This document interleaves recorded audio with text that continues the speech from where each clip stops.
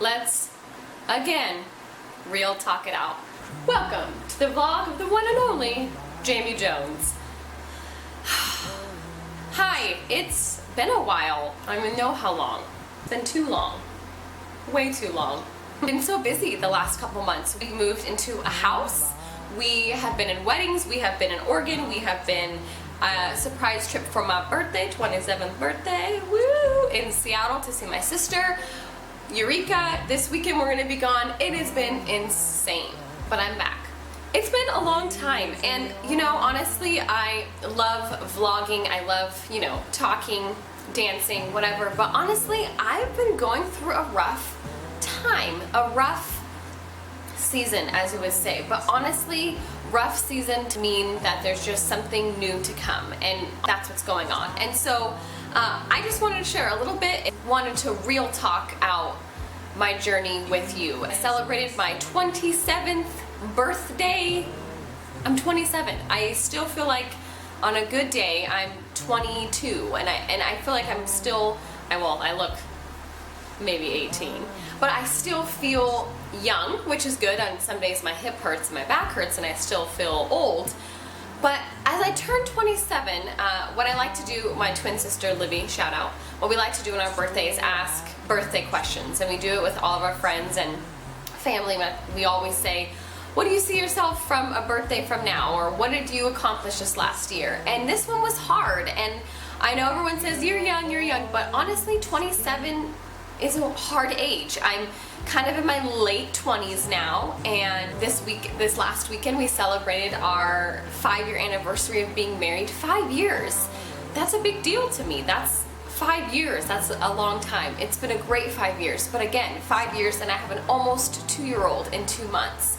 And I think I got emotional thinking, wow, look where I've gone, and what's coming next. And I've just kind of been reevaluating what's next for me. I feel like I'm kind of having an early life crisis. You know, you have a midlife crisis, but I'm like early 20s crisis, late 20s crisis, and I feel like a lot of 20-year-olds feel the same way, or if you're in your 20s, you felt the same way. So maybe you could help me out and help me figure out what I'm kind of thinking. I feel like 20s are really hard. You graduate college, I got married, and I'm like, okay, woo, I thought I was gonna go straight into teaching after I graduated with my bachelor's, and honestly, I didn't. I took a break, and I said, you know, after all these CSET tests, which I'll get into, and these huge things, hoops you have to jump through to become a teacher, I was like, I want to take a break. I have time to take a break. And I took a break because of those CSET tests, and I said, okay, maybe it's teaching in a different avenue. Maybe it's teaching in a non-traditional classroom. Maybe it's an after-school aide, which I did for a year and loved it. Maybe it's teaching in ministry, which I did and I loved it. But again, I came to a point where I'm like, I don't think this is where I'm supposed to be.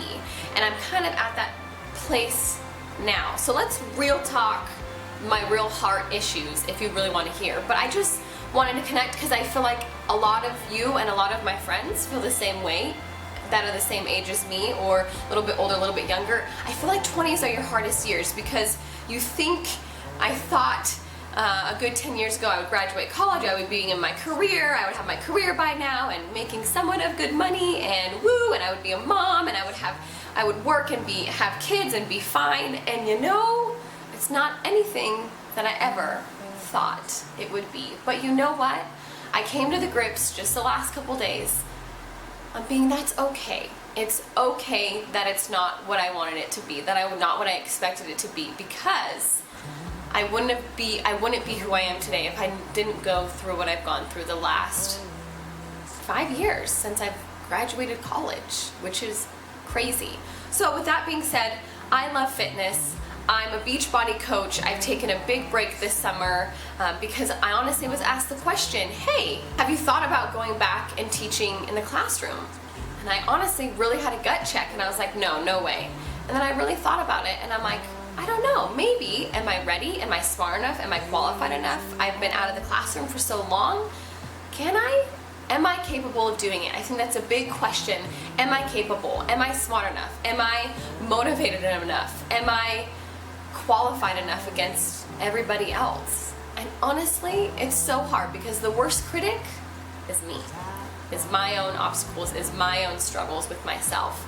Just like your insecurities with your body, or just like your insecurities with yourself, they're big, huge, like red zits, which I have in the mirror that you see that other people don't notice. Okay, maybe if it's a whitehead, they notice, but you know how you notice things way more on yourself than you would notice in other people. I said, okay, what steps do I need to take to go back to credentialing?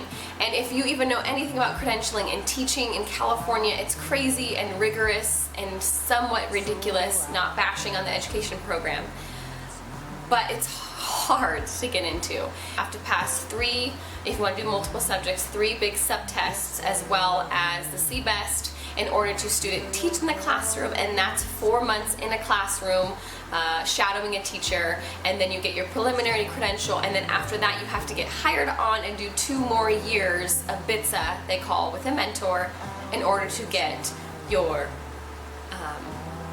certified credential. That's a lot. So I've passed 2 of the 3 subtests, and let me tell you, I'm gonna be real, gonna be honest, because that's who I am. And so many people told me, the CSETs are so easy, the CBEST is so easy. Those tests are not easy for me. I have test anxiety, and it just doesn't come naturally to me, but I studied so hard. Anyways, long story short, I just posted my results if you've seen it. If not, I got a 218, and you needed a 220 to pass. That's 2 points. 2 points. Devastated. I was devastated because that's the big hurdle that I have to get there. So honestly, I cried. I cried for a little bit.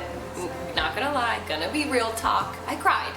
And I said, okay, Lord, what's next? What's next? And you know, I don't know what's next, but I know that I'm gonna keep taking steps to get there. Honestly, I love fitness. I love being a Beachbody coach. I love dancing. I'm an instructor at Sun Oaks, and I get to teach dance, my passion. I love teaching kids and youth. I wish I can do it all, and I wish I can get paid to do it all, and I do, but not enough to make ends meet. So I guess real talk, I don't know what's next, but real talk, I'm not giving up. And those tests don't define me. I think I'm finally coming to grips that I don't have to have everything figured out. All I can do is just take steps, and I can actively wait and pursue these things, and if the doors are closed, they're closed. If not, I know another door will open. So when in doubt, real talk it out. And I just wanted, I guess, to share, I guess, just my heart of hashtag the struggle is real. And it's meaning the struggle is real in understanding our place in this world. And whether it's now, whether it's later, I have to just be okay that I'm here right now, because I know I'll look back later on and miss this time of my life and always be like, why was I so worried about what was next, what was next? So if you're struggling with the same thing of like, what's next, or why am I not in my career, or why am I not doing this? Of course, don't just be lazy and just sit and expect things to come to you. You have to work hard, but don't obviously work so hard that you're forcing things to happen when maybe they shouldn't. So I guess I just wanted to share that struggle with you because it's really raw on my heart right now, and I'm struggling, but I'm okay, and I'm gonna be okay, and I have a roof over my head, and I'm taken care of, and I am blessed. I am truly blessed. So if you can pray alongside with me, if you need prayer, I would love to pray for you. The struggle's real. Seasons of unknowingness, is that a word, is real. And you know what? Hopefully I'll look back on this video someday and be like, huh, look, didn't even know it was about to come. So when in doubt, dot. I'm signing out.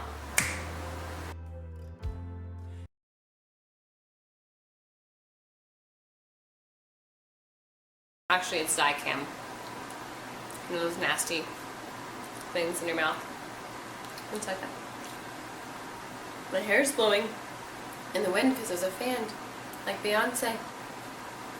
In a couple months, I've been to a wedding. We have moved into a house. Do you see? Oh. Oops.